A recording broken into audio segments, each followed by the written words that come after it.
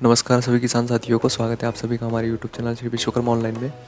आज हम जानेंगे समर्थन मूल्य पर गेहूं, चना, सरसों, मसूर के इस वर्ष क्या भाव तय किए गए हैं और साथ में ये भी जानेंगे कि पंजीयन की क्या प्रक्रिया रहेगी, किस किस माध्यम से आप पंजीयन करवा सकते हैं। तो चलिए बिना समय गंवाए हम शुरू करते हैं। समर्थन मूल्य 2024-25 रबी का जो भी सीज़न का है गेहूँ, चना, सरसों, मसूर के लिए पंजीयन कैसे और कहाँ होंगे और साथ में पंजीयन के लिए क्या करना होगा।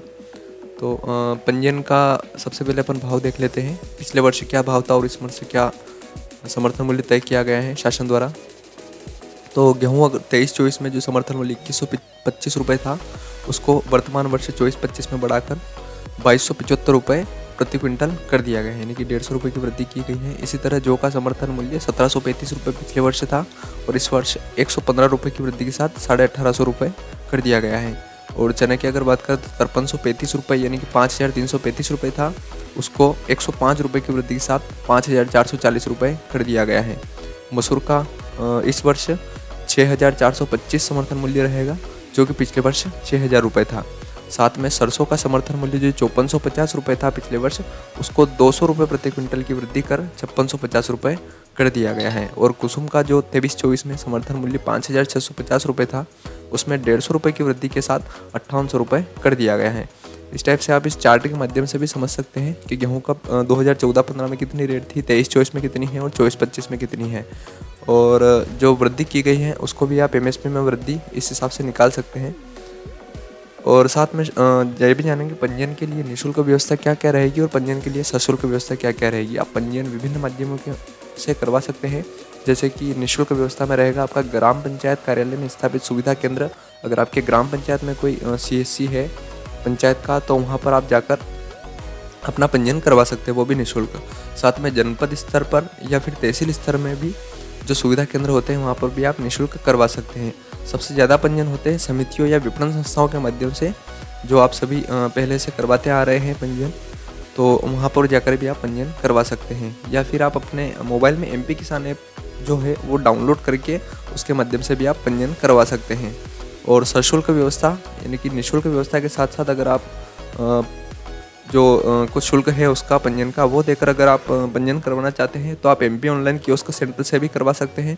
साथ में कॉमन सर्विस सेंटर से भी करवा सकते हैं।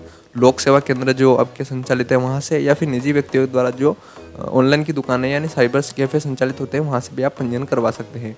इन सभी की सूची आपको mp-euparjan.nic.in पर मिल जाएगी। वहाँ से आप अपने आसपास के जो भी सुविधा केंद्र है या फिर जो समितियां हैं उनकी जानकारी ले सकते हैं कि कहाँ कहाँ पर पंजीयन हो रहे हैं। अब पंजीयन के लिए क्या क्या आपको दस्तावेज की आवश्यकता होगी। पंजीयन के लिए आवश्यक दस्तावेज में सबसे पहले आधार कार्ड रहेगा आपका। आधार कार्ड के बाद समग्र ID रहेगी।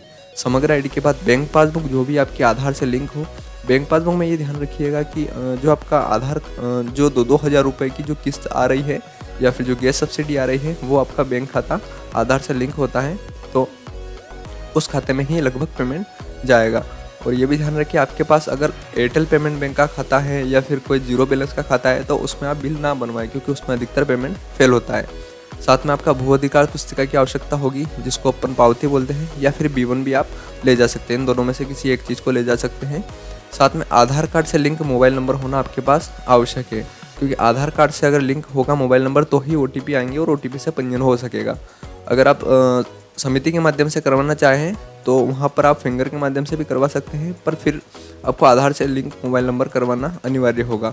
साथ में गिरदावरी जरूर चेक कर लेवे, क्योंकि वर्तमान में जो पटवारी द्वारा लिखी गई उपज है वो हो सकता है कभी सैटेलाइट के माध्यम से हो, तो उसमें त्रुटिवश कुछ गलत एंट्री हो गई हो, तो आप ज़रूर चेक कर ले कि गिरदावरी में आपके फसल क्या बो रखी हैं, क्योंकि उसी के आधार पर पंजीयन होना है। तो अगर आप समितियों के माध्यम से पंजीयन करवाते हैं तो समितियों में आप अगर आधार से लिंक नहीं है आपकी भूमि तो भी पंजीयन करवा सकते हैं। और अगर आप सशुल्क व्यवस्था जैसे MP online, common service centre या फिर CSC के माध्यम से जो पंजीयन करवाते हैं उसमें, या फिर MP किसान ऐप के माध्यम से पंजीयन करवाते हैं उसमें आपकी भूमि लिंक होना अनिवार्य है।